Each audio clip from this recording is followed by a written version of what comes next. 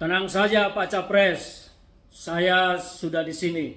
Tenang saja, kata sang cawapres dengan percaya diri, bahkan bukan sekedar percaya diri tapi sedikit menunjukkan kecongkakan, angkuh, dan seolah-olah sudah menguasai panggung dan telah menjadi pemenang dan percaya diri akan menjadi pemenang. Sebuah narasi yang membuat kita bertanya-tanya dan mengandung makna banyak. Apa makna di balik tenang saja? Apakah tenang saja itu bermakna bahwa semua sudah dikendalikan, semua sudah diatur, semua sudah diserahkan ke paman, semua sudah diserahkan ke bapak, semua sudah diserahkan ke tante? Kita tidak ngerti. Tetapi sebuah yang menurut saya luar biasa, percaya diri menyatakan tenang saja Pak Capres. Baru kali ini terjadi seorang cawapres menanam dan membangkitkan rasa percaya diri terhadap seorang capres. Memang selama ini sang capres ini lemah ya, lemah, tidak percaya diri. Maka terlihat sekali berbulan-bulan selalu menggantungkan hidupnya, menggantungkan nasibnya kepada nama sang bapak cawapres dengan gelaran baliho di mana-mana. Jadi kalau memang capresnya lemah, tidak percaya diri, saya tidak heran. Tetapi yang membuat saya terkagum-kagum dan memang aneh, baru kali ini terjadi seorang cawapres membangkitkan, membangun rasa percaya diri capresnya. Dunia memang terbalik sekarang dalam kontestasi politik kita, menyuguhkan banyak drama, hipnotisasi, dan keanehan-keanehan, kejanggalan-kejanggalan. Pilpres kita kali ini betul-betul menyuguhkan sebuah akrobat politik yang membuat rakyat tercengang, membuat rakyat kita bertanya-tanya, membuat rakyat kita mengelus dada, dan membuat rakyat kita ini semakin terpecah, terbelah. Ada yang membangun narasi bahwa ini untuk rekonsiliasi, persatuan, segala macam. Faktanya, pilihan ini telah membuat rakyat kita semakin terpecah. Kalau dulu terpecah hanya cebong dan kampret, sekarang cebong-cebong pun terpecah. Entah nanti namanya jadi ceng kampret, atau cebong kampret, atau kampret cebong, nggak mengerti saya. Tetapi faktanya bahwa sekarang keterbelahan itu semakin meluas. Dulu Jokowi yang sering diidentikan oleh lawan politiknya dengan cebong, sekarang terpecah belah. Kampret juga terpecah belah, yang selama ini disebut sebagai pendukung Prabowo. Terpecah belah juga.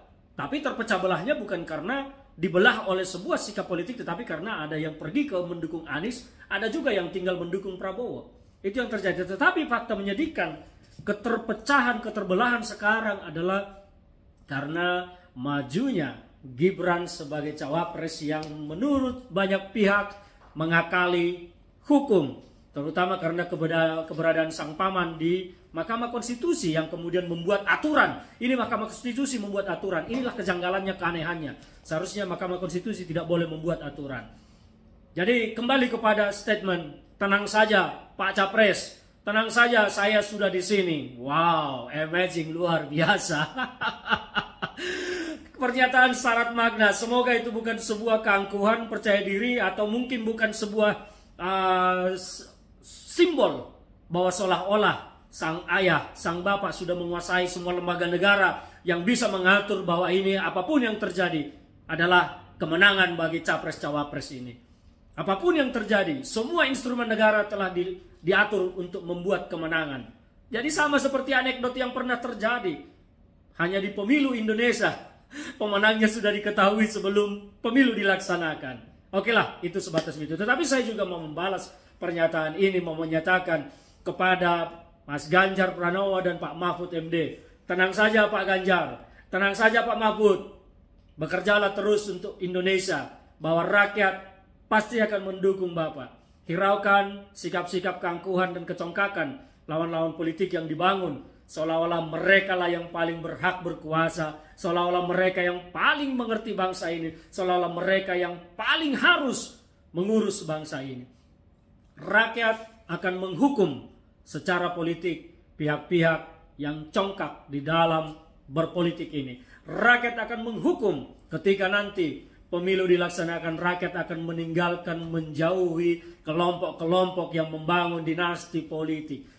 Apa sih untungnya memilih seorang capres yang sudah tidak punya kemampuan, bahkan untuk membawa dirinya saja sudah berat? Dan apa sih untungnya mendukung seorang cawapres yang tidak punya kemampuan, rekam jejak sejarah, rekam jejak kapasitas yang mumpuni memimpin bangsa. Pertaruhannya terlalu besar, hanya ambisi yang membuat mereka begitu. Ambisi sang ayah luar biasa. Dan ini rakyat harus tahu. Jangan mau terseret oleh ambisi. Kita tegak lurus kepada NKRI, kepada Indonesia. Bukan tegak lurus kepada orang per orang.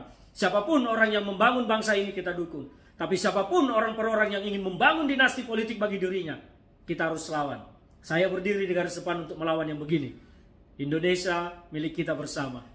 Siapapun yang punya kapasitas, kemampuan untuk memimpin Indonesia, untuk berbuat kebaikan, kita dukung. Termasuk Pak Jokowi, kita dukung berbuat kebaikan bagi Indonesia. Tetapi ketika Pak Jokowi sudah berpikir tentang dirinya, keluarganya, dan meninggalkan rakyat, meninggalkan Indonesia, maka kita akan lawan. Saya akan lawan.